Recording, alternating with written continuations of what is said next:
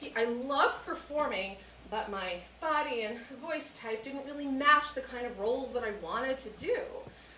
And the roles that I did get, well, when I was 11, my camp was doing fractured fairy tales, and I was cast as Plain Jane. Now, I don't remember much about it, sort of a take on Sleeping Beauty, but my costume was a brown, ugly, moo-moo type dress. Oh, I did have my first stage kiss, so that was something.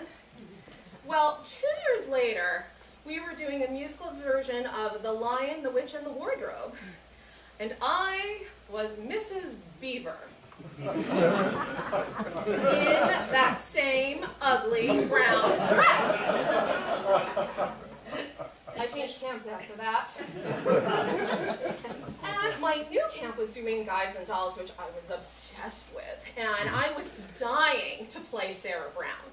I worked on my audition for months. I cut up there, I sang my heart out, and was cast as Ada Abernathy. Now, you probably don't recognize that name because, see, it's usually Arvide Abernathy, Sarah's uncle. He sings More I Cannot Wish You. You know that song you'll always skip when you're listening to the cast album?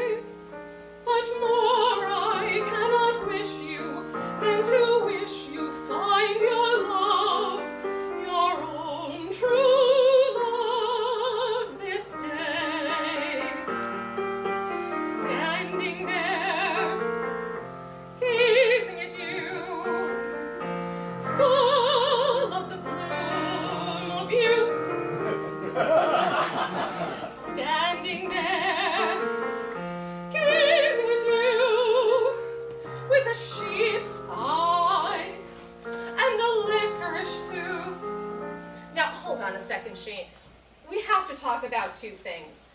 First, what the hell is a licorice tooth?